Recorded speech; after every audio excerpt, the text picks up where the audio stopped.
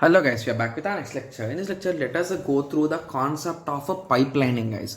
So before going into concept of pipelining, so how many instructions does a single processor execute, guys? So even though it is having 16 cores, 32 cores, 64 cores, any number of cores, a CPU or a processor, a single processor can execute only a single instruction at any instance of time, guys.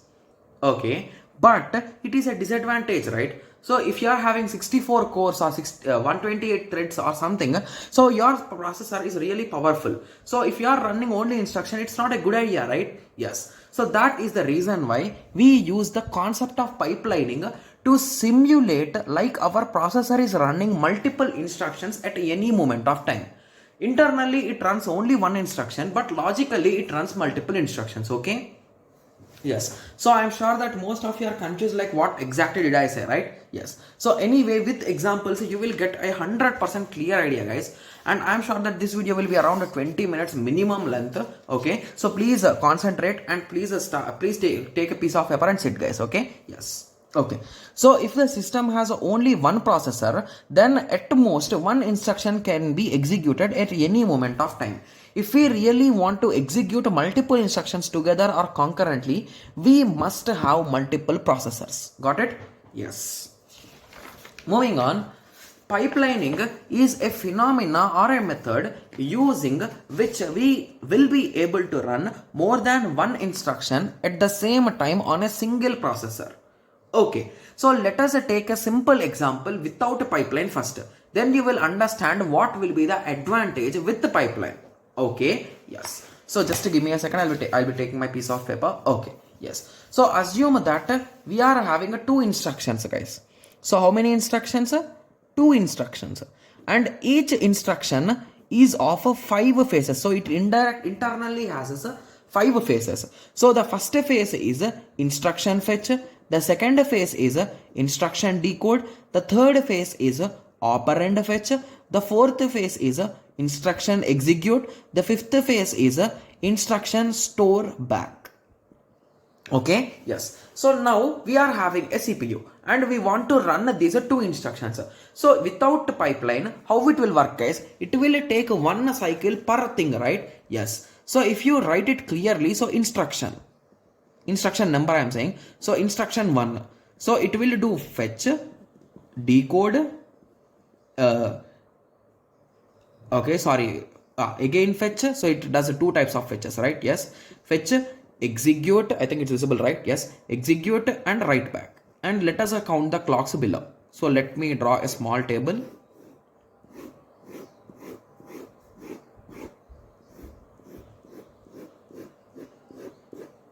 Okay, yes. So clock 1, 2, 3, 4, 5, 6, 7, 8, 9, 10, 11.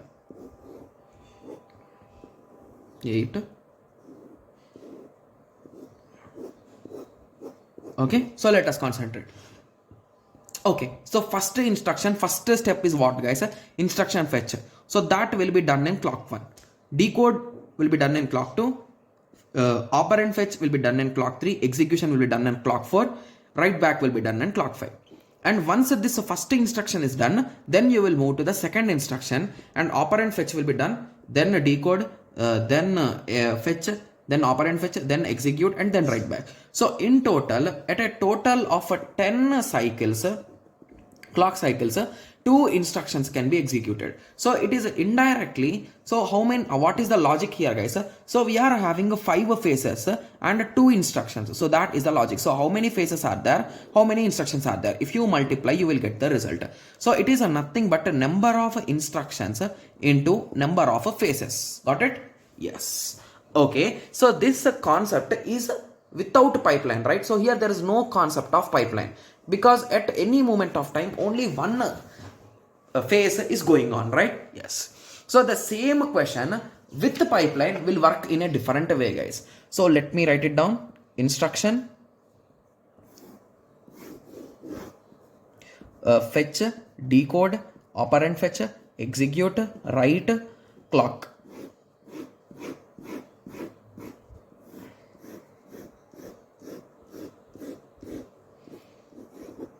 Okay, Yes, so I think they are around 10. So let me count 1, 2, 3, 4, 5, 6, 7, 8, 9, 10. Okay, so previously it took 10 clocks, right? So how many clocks will it take now, do you think? Okay, yes. So the first thing is instruction one will start execution, guys. Okay, so once instruction 1 started execution, okay, yes, so it will perform the operand fetch, right? Yes. Okay, so once operand fetch of instruction 1 is done, okay, so in clock 2, instruction once decode will start, right? That is a nothing but instruction decode.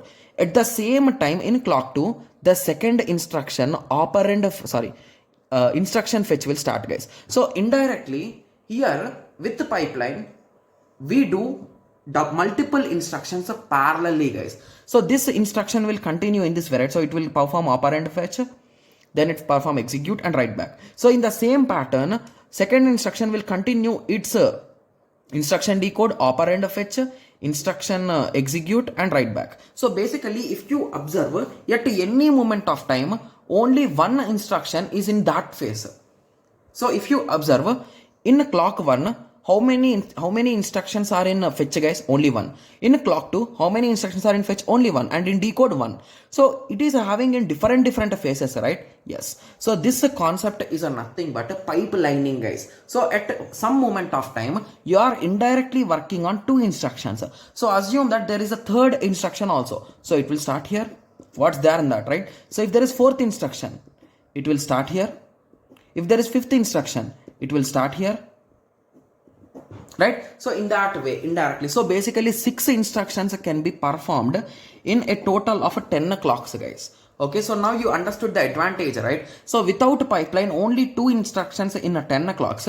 With the pipeline, 6 instructions in the same 10 clocks. Got it? Yes. So if you ask me to write a formula for this the formula is number of phases plus number of instructions minus 1 into time of 1 clock.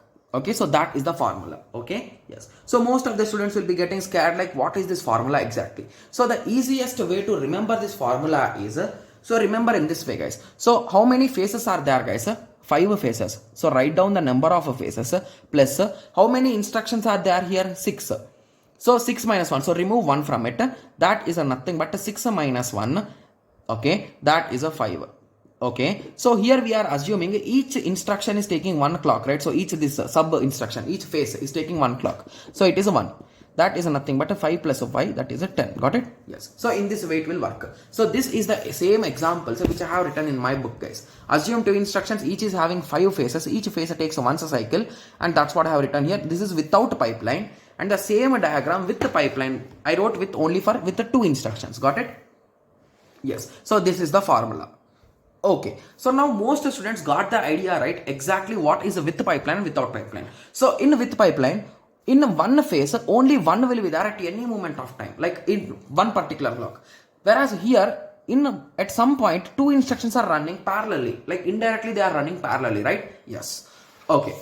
So once we are solving some problems, you will get more and more idea, guys. Don't worry. Okay. Yes. So the most important thing which you should remember is here we assumed that each fetch, decode, fetch, execute and all those things are only one cycle, right?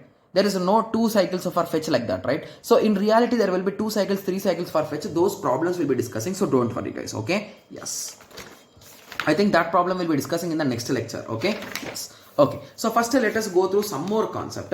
Okay, so let us take a small example. Here we are having a 10 instructions and 4 phases, guys. Okay, so if you recall, what is the formula for without pipeline, guys?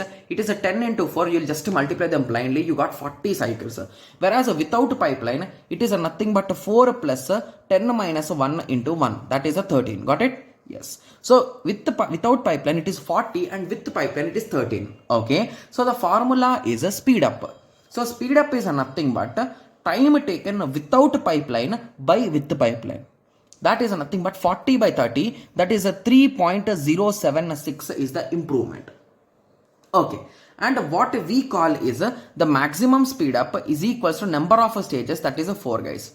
So what is the maximum amount that the speed up can go up to is what? is nothing but the number of stages. So how many phases we are having, stages or phases? We are having 4. So the maximum speed up could be 4. Got it? Yes. And what is efficiency? Efficiency is nothing but a speed up by our maximum speed up into 100. So here we got a 76.92. Okay, so if you take the same question and if you solve instead of 10 instructions, let us assume 1000 instructions. 1000 instructions, 4 phases. So without pipeline it will be 4000. With the pipeline it will be 1000 plus 4 plus 1000 minus 1 into 1. That is a 103. Got it? Yes. Speed up. Speed up is nothing but 4000 by 1003. That is a 3.98888. Maximum speed up is 4. Efficiency is equals to speed up by maximum speed up. So we got a 99.7% efficiency here. Okay. So in this way it will work, guys. Got it? Yes. So what is the final thing which we want, guys? So the final goal of our requirement is we want to execute each instruction in just one cycle, guys. Got it? Yes. So as a number of instruction increases, efficiency also increases. So ideal state which we want is a 1 clock per instruction. So basically to execute one instruction, we want exactly 1 clock. So that is our final goal or final requirement. Okay. So let us take a small derivation, guys. Okay. So if we assume, okay, so what is a speed up, guys? So speed up is nothing but m into n, that is nothing but number of stages into number of instructions, right? Yes. Similarly, speed up is equals to without pipeline, right? Yes. So this is without pipeline and with pipeline. So this is without pipeline and this is with pipeline. So TP. Okay. So this is a TWP and this is TP. Okay. Yes. So TWP is without pipeline and TP is with pipeline. So with pipeline, what is the formula, guys? It is nothing but a number of stages plus n minus 1, right? Yes. Okay, so if you make n, that is nothing but a number of stages really big. Okay, so if it is really big, if you subtract 1 from it, will there be any effect? No, right? Yes. So indirectly at the end, at some point, it will both become equal, right? So m plus n. Okay. Okay, yeah, so it is m minus 1, right? Yes. So if n is really big, we can avoid this m, right? Yes. So it is nothing but m into n by n. Okay, so you can cancel this n. So ultimate speed up which we want is a m, guys. Got it? Yes. So note that here we assume each phase takes 1 cycle, but in reality it is not. So if you recall, I told it previously. So here we are assuming each fetch cycle is taking 1 instruction clock, decode is taking 1, fetch is taking 1, execute is taking 1, write is taking 1. So in that way we are assuming, but in reality it is not the case, guys. Okay, yes. So for that reason only, I will be explaining a previous year question paper with respect to gate. So this is a question, guys. This we will be discussing in the next lecture, guys. Okay, yes. So now you got an idea, right? So what is the main difference between with pipeline and without pipeline? So the only formulas which you should remember is the concept of a speed up, that is nothing but a time without pipeline, that is a TWP, by time with pipeline, that is TP. Similarly, max speed up is equals to number of stages, efficiency equal to speed up by maximum speed. So that you will get in percentages. Got it? Yes. So this is a quite interesting and easy questions you will be getting, guys. Okay? Yes. So in the next lecture, let us go through the previous year question so that you will be getting more and more idea. Okay? Yes. So let us meet in the next lecture. Thank you. Thanks for watching. Like, share and subscribe for more awesome videos like this. Thank you.